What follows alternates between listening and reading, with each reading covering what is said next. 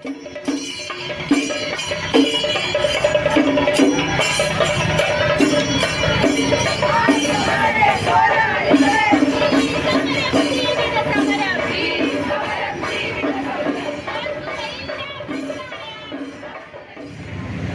ഇപ്പോൾ ഏറ്റവും ശ്രദ്ധിക്കപ്പെടുന്നത് ഒന്ന് വേടന്റെ പാട്ടാണ്, മറ്റൊന്ന് MA ബിന്ദു നയിക്കുന്ന ആശാ വർക്കർമാരുടെ സമരവുമാണ് എന്ന് പറയാതിരിക്കാൻ യാതൊരു നടത്തില്ല. അത് കേരളം മാത്രമല്ല, ദേശീയ തലത്തിലും പല ആളുകളും വിളിച്ചു ചോദിക്കുമ്പോൾ ഈ രണ്ട് വിഷയങ്ങളെ കുറിച്ചാണ്. ഇപ്പൊ വേടന്റെ പാട്ടിൽ ഈ സമരത്തെക്കുറിച്ച് ഉണ്ടെന്ന് എനിക്ക് തോന്നുന്നു. എൻ്റെ ഈരടികൾ പരിശോധിച്ച് കഴിയുമ്പോൾ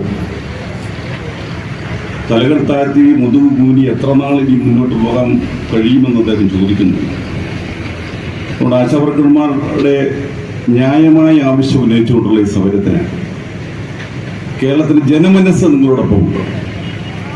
രാഷ്ട്രീയക്കാർ ചിലർ മാറി നിൽക്കുന്നെങ്കിൽ ഈ സമരത്തിൽ പങ്കെടുക്കുന്ന 5000 പേരെ ഉള്ളെന്നാണ് അവർ പറയുന്നത്.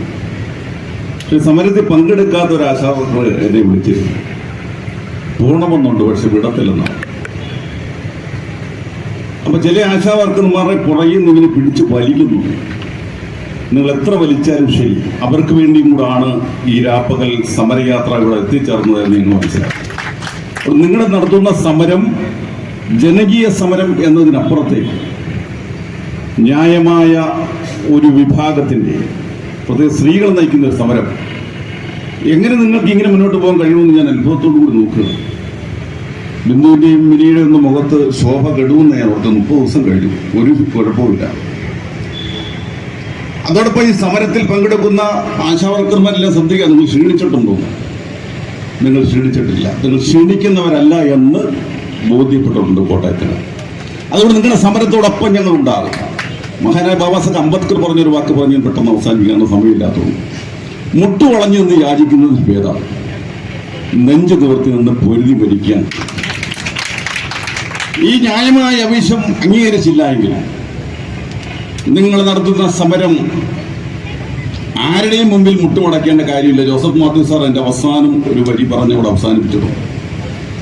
നിങ്ങളുടെ വിഷയങ്ങൾ കേൾക്കുന്ന ഒരു മുഖ്യമന്ത്രി കേരളത്തിൽ ഉണ്ടാകാനുള്ള സാഹചര്യമാണോ നിങ്ങൾ ഒരുക്കുന്നത് എന്ന് ഈ ഗവൺമെന്റിനോട് ചോദിക്കാൻ ഞാൻ ഈ സമയം വിനിയോഗിക്കുക.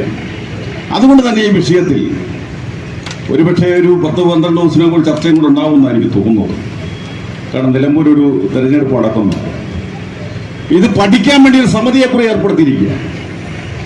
എന്ത് സമരം ഉണ്ടായാലും പഠിക്കാൻ വേണ്ടി ഒരു സമിതിയെ ഏർപ്പെടുത്തുക.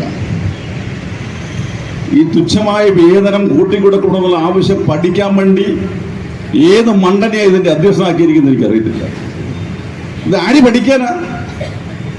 ഇവരുമായി ചർച്ച നടത്തിയ ദിവസം തന്നെ ഇത് പരിഹരിക്കേണ്ട വിഷയമല്ലേ ഉള്ളൂ. അതിന് ചെവി കൊടുക്കാത്ത ഗവൺമെന്റ് ഈ സമരം അവസാനിക്കുമ്പോൾ വലിയ വില നൽകേണ്ടി വരുമെന്ന് സൂചിപ്പിച്ചുകൊണ്ട് എല്ലാവിധ ആശംസകളും അഭിവാദ്യങ്ങളും സമരത്തിൽ നടന്നുകൊണ്ട് ഞാൻ അവസാനിപ്പിക്കട്ടെ. നന്ദി, നമസ്കാരം.